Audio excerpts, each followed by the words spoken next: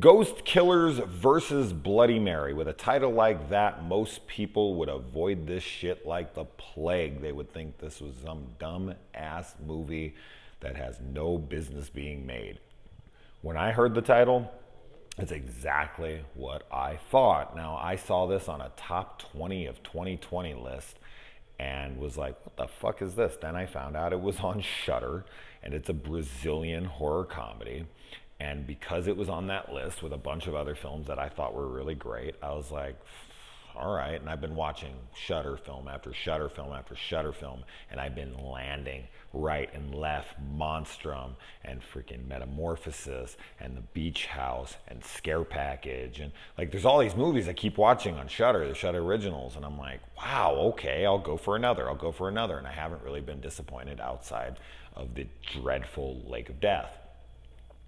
And so going into this, I went in completely blind as usual. And this is about a Ghostbusters-like team. They even reference many times that they're ripping off the Ghostbusters. Like, people accuse them of fraudulent, plagiarism. And this is an extremely juvenile film.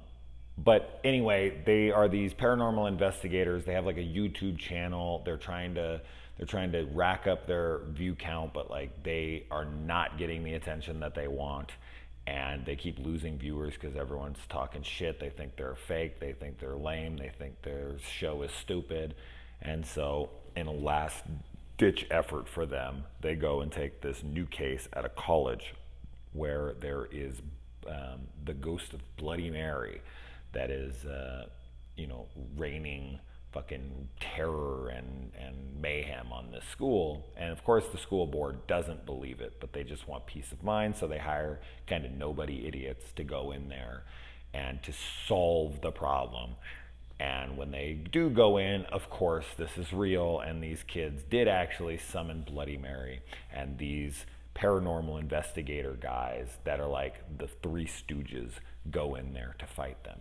Now, this film features some of the most wild, insane sequences. In fact, one of them is the craziest, most offensive, most fucking insane sequence I've seen in a film in a long, long time.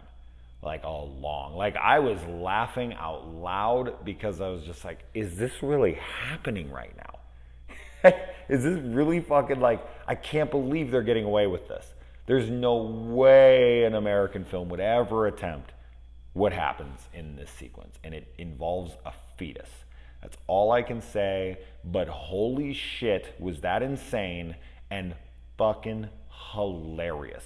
There are so many fun sequences in this. Now, this film is a little over long. It's like an hour and 50 minutes. This is a kind of film that should be an hour and 30. But I was never bored. I was always entertained. At first, I thought it was going to be just annoying as shit. And you might find that. You might find that to be true. You're going to have to get the tone of this film and really go along for the ride if you're going to dig it. I don't exactly know what to compare it to. It's got a lot of Evil Dead elements to it, which it's kind of wears on its sleeve. There's references to it. There's straight up homages in it, this and that. There's a silliness to it, like Evil Dead 2 or something. But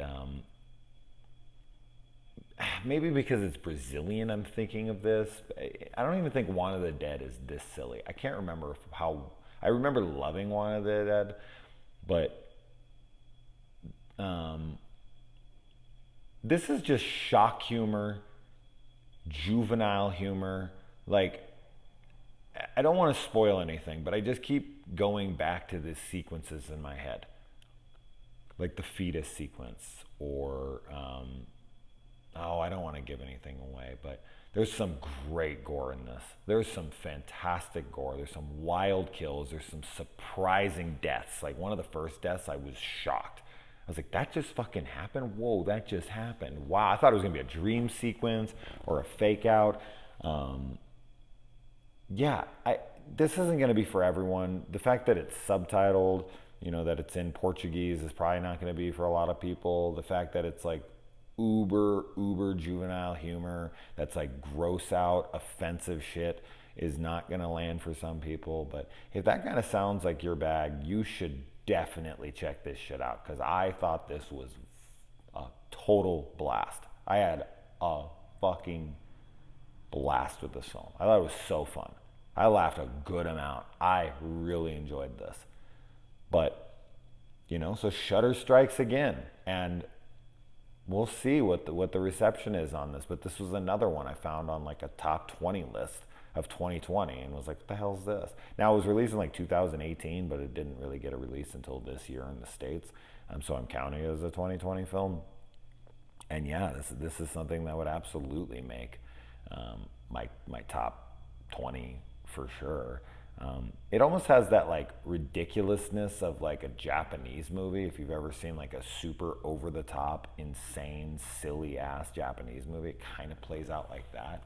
So if that's your kind of humor, if you like really boisterous, loud, ridiculous men that are running around being goofballs, having insane, gross, disgusting shit happening right and left, I think this is a great time. I mean, at an hour and 50 minutes, though, it might overstay its welcome for people. But the time never dragged for me.